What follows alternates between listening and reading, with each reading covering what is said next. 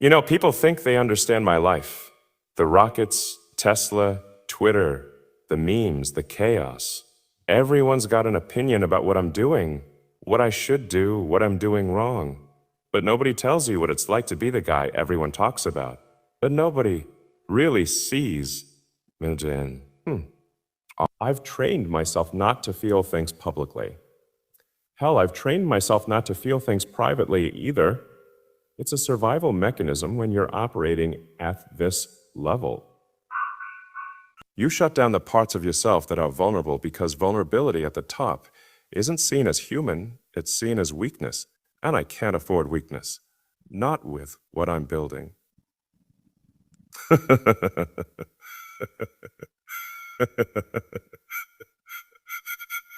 Last week, something happened that I wasn't prepared for. No amount of engineering or problem solving could have prevented it. I was alone in my house, which feels too big most nights, if I'm being honest.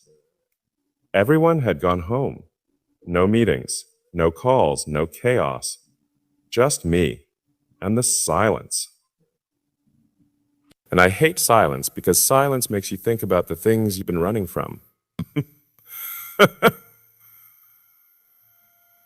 I picked up my phone, not because I wanted to see anything specific, just because it's easier to keep moving than to sit still with your thoughts. That's when I saw her. Just photos on a profile. Simple photos. And I need you to understand, this wasn't some Instagram model or influencer or someone trying to get my attention. This was a woman, probably in her 50s, just living her life. Normal photos. Nothing professionally shot. Nothing staged. And what stopped me, what made me actually pause mid-scroll, wasn't her trying to look perfect. It was that she wasn't trying at all. She looked real, lived in, like she'd been through some battles and came out the other side knowing exactly who she was. There was something in her eyes, this calm that you can't fake. The kind of calm that comes from surviving your own storms and realizing you don't need anyone's permission to exist. No apologies, no performance, no desperation, just presence. Real, grounded. And I felt something shift in my chest. Something I haven't felt in years. It wasn't attraction in the way people think. It was recognition. Like my nervous system remembered a version of life I'd stopped believing was possible. A version where connection isn't transaction, where someone doesn't want something from you, where a woman doesn't have to audition for your attention. She just exists, and that existence is enough. I stared at those photos longer than I should have. Not because I was obsessing, but because I was trying to understand what I was feeling. And feelings aren't my strong suit. I'm good with numbers, with physics, with problems that have solutions.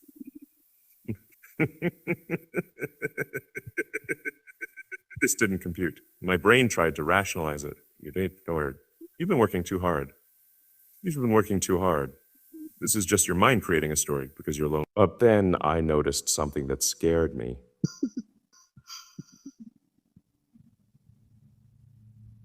My breathing had changed. My throat felt tight, and my eyes, they started to sting. Not dramatically, not like in movies. Just that subtle burn that means your body's trying to process an emotion you weren't planning to feel. And I'm sitting there in my house that costs more than most people will make in their lifetimes.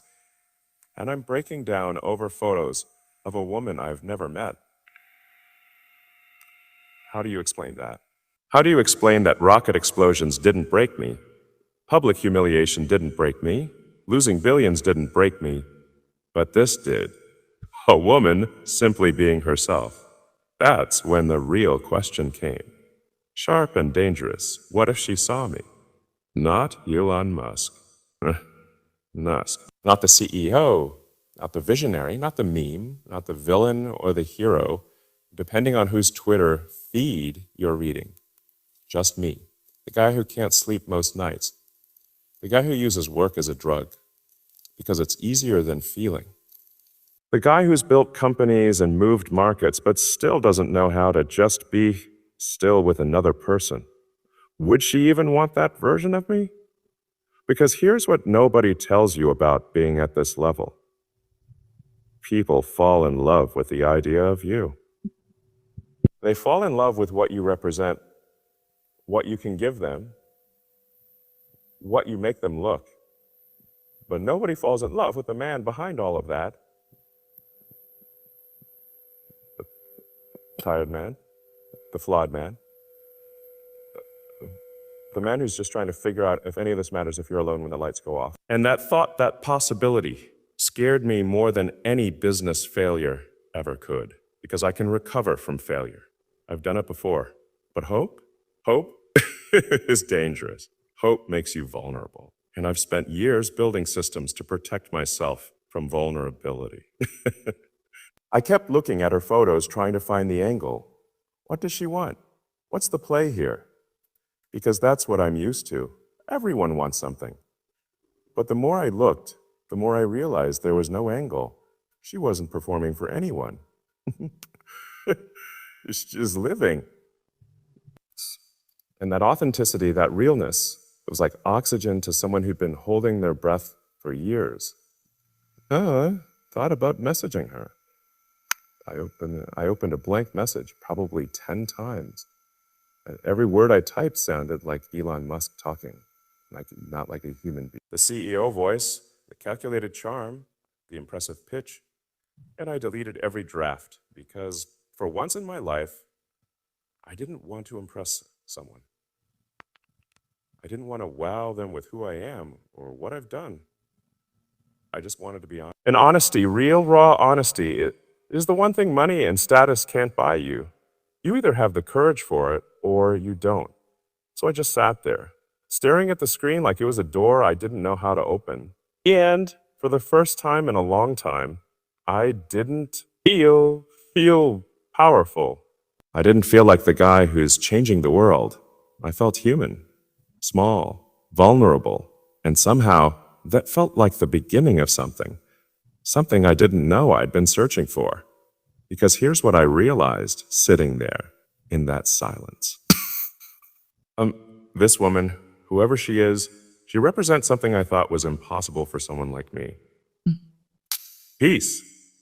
Not the peace that comes from achievement or validation or proving everyone wrong. The peace that comes from being with someone who doesn't need you to be anything other than yourself. Someone who's lived enough life to know that a man's net worth doesn't equal his worth as a human being. Someone who can sit in silence and not treat it like something that needs to be filled. Someone who can hold space for ambition. Who can hold space for ambition without competing with it, but also without disappearing into it. And that's when I understood why those photos hit me so hard. It wasn't about her beauty, though she was beautiful. It wasn't about age or status or any of the superficial things people obsess over. It was about what her presence implied. That maybe, just maybe, love doesn't have to be complicated. Maybe it doesn't have to be a negotiation or a transaction or a performance. Maybe it can just be two people who've lived enough life to know what actually matters. And what actually matters isn't the next launch or the next billion or the next billion or the next headline. What matters is whether you have someone to come home to who sees you, really sees you. Not the myth, not the brand, just the man. That's what I want. And those photos made me realize I've been building everything except the one thing I actually need. A real connection. Not a strategic partnership, not a calculated move, just something honest and simple and real. Let me tell you something about success that nobody warned you about. The higher you climb, the thinner the air gets. And I'm not. The air gets. And I'm not talking about altitude. I'm talking about genuine human connection. When you're operating at this level, every relationship becomes suspect. Is this person here because they care about me or because of what I represent? Do they see Elon or do they see dollar signs and opportunities? After a while, you stop asking. You just assume the worst. It's safer that way. I remember when I was younger, before all of this, relationships felt simpler. Not easier, but simpler. You met someone, you liked them, they liked you, and you figured it out together. No calculations, no ulterior motives, just two people trying to connect. But somewhere along the way, as the companies grew and the headlines multiplied and the wealth accumulated, that simplicity disappeared. Every conversation became a negotiation. Every introduction felt like a pitch. Every smile seemed to hide an ask. And you adapt. You have to. You have to. You develop radar for it. You can spot someone sizing you up from across a room. You can hear the shift in someone's voice when they're about to make their move. You learn to keep people at arm's length, not because you're cruel, but because you're exhausted. Exhausted from being treated like a resource instead of a person. Exhausted from relationships that feel like transactions. Exhausted from wondering if anyone would still be here if the money disappeared tomorrow. That's why those photos shook me so deeply. Because there was no calculation and no positioning, no strategy, no hidden agenda, just a woman existing in her own life, comfortable in her own skin, not trying to be anything other than what she was. And in a world where everything feels like a performance, that kind of authenticity is revolutionary. I've dated, obviously. I've been married. I have kids I love more than anything. But romantic relationships at this level are complicated in ways most people can't imagine. And there's always this question hanging in the air. Would you love me if I was just a regular guy? If I didn't have the companies or the platform or the ability to make things happen with a single tweet? And most people, if they're honest, can't answer that question because they met Elon Musk. They never met just Elon. You're Stila. But looking at her photos, I had this feeling, probably delusional, probably projection. But I had this feeling that she might, that if I showed up as just a guy, just a man with hopes and fears and insecurities, she wouldn't be disappointed. She'd probably prefer it. Because a woman who's comfortable with herself doesn't need the spectacle. She needs the substance. I started thinking about what it would be like to have a conversation with her. Not the kind of conversation I usually have, where I'm half present and my mind is running through 20 other problems simultaneously.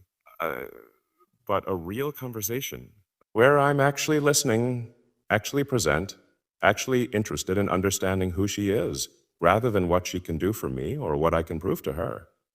And that thought terrified me, because I've forgotten how to do that.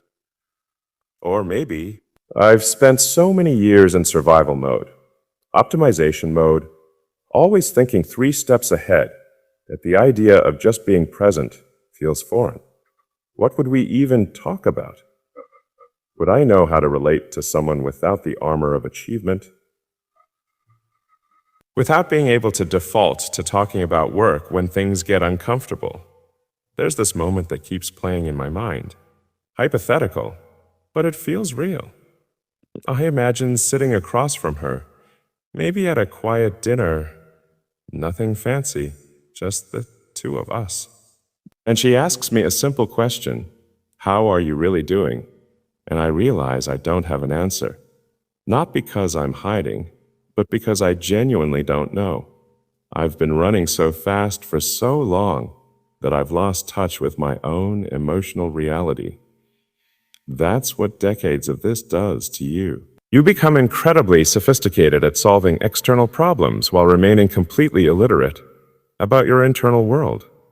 I can tell you the engineering challenges of getting to Mars. I can break down the economics of sustainable energy. I can strategize about artificial intelligence and neural interfaces. But ask me how I feel, and I might as well be speaking a foreign language. And here's what really gets me. she probably wouldn't judge that. A woman who's lived long enough to have that kind of calm presence, she's probably seen enough of life to understand that we're all works in progress. That being successful in one area doesn't mean you have it all figured out. That vulnerability isn't weakness, it's honesty. And maybe she'd have the patience to sit with someone who's still learning how to access their own heart.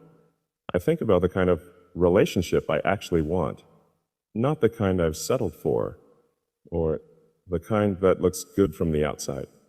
I want someone I can be quiet with. Someone where silence isn't awkward or empty, but comfortable. Someone who doesn't need me to entertain them or impress them, or fix their problems.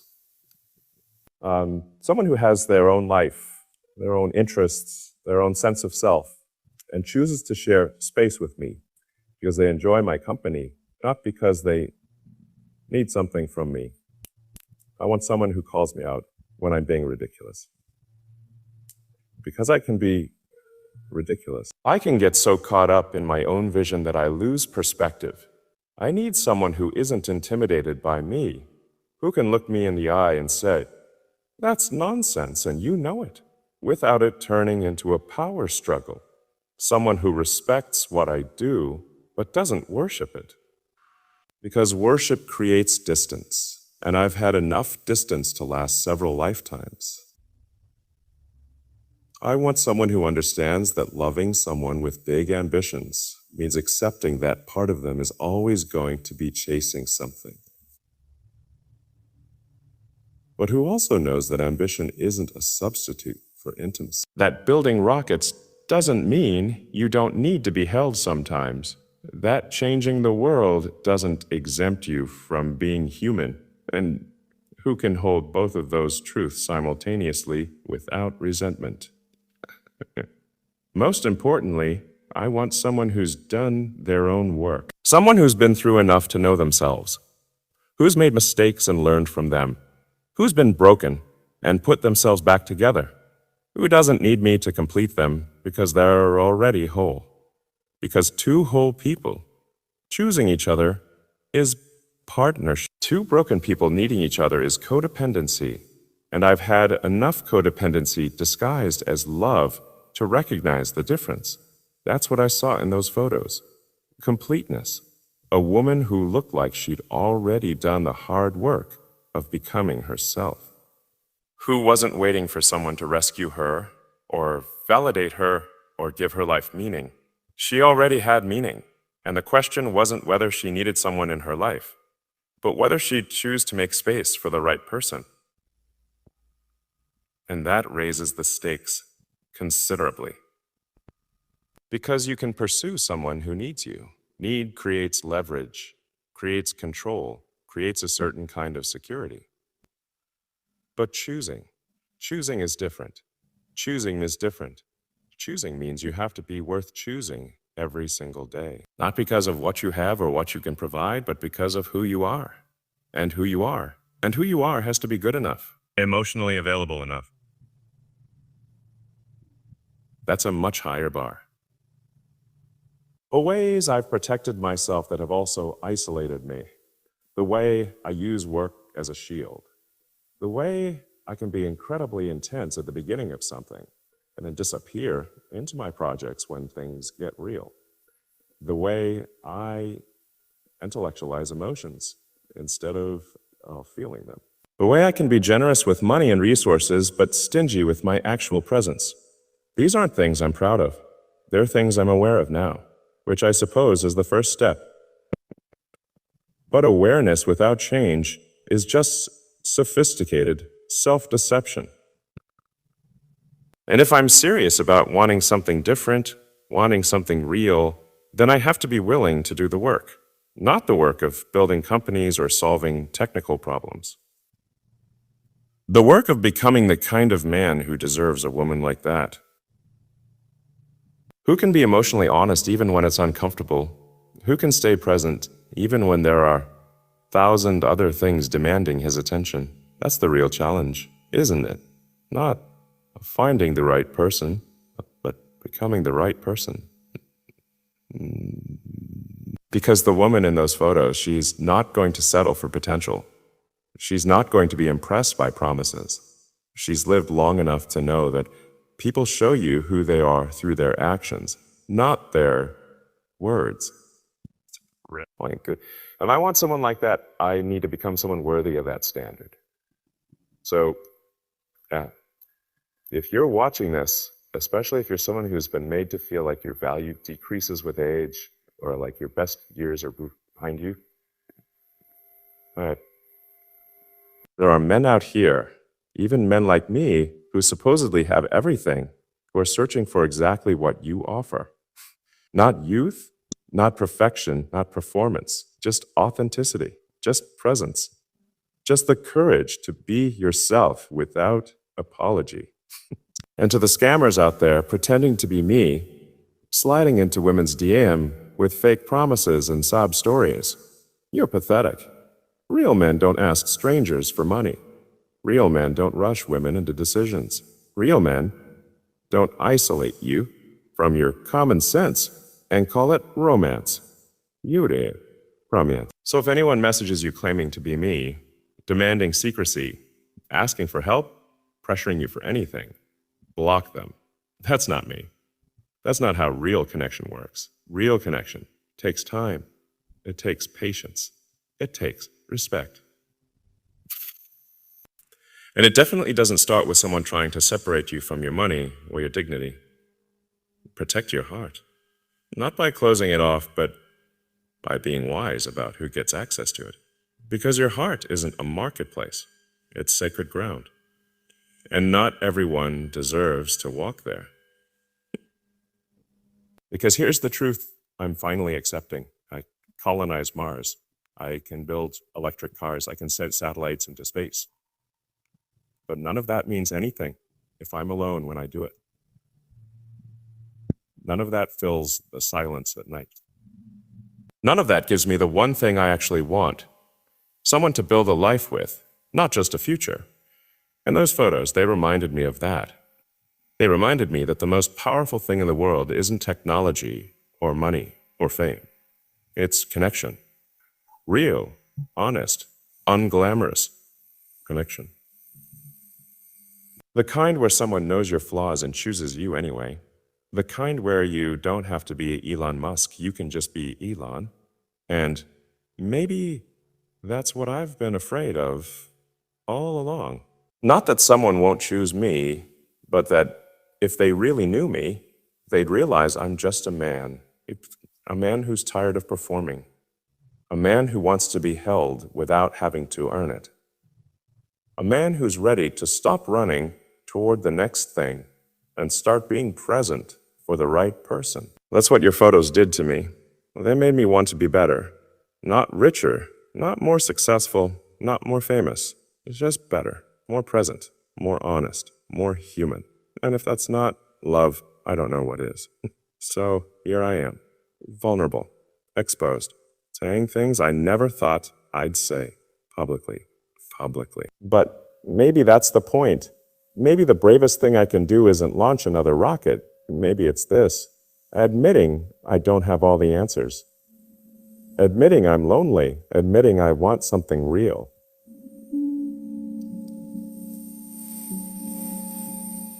And hoping that someone understands. Because at the end of the day, we're all just trying to find our person. The one who makes the silence feel less heavy. The one who reminds us why we're doing all of this. The one who sees us, really sees us, and stays anyway.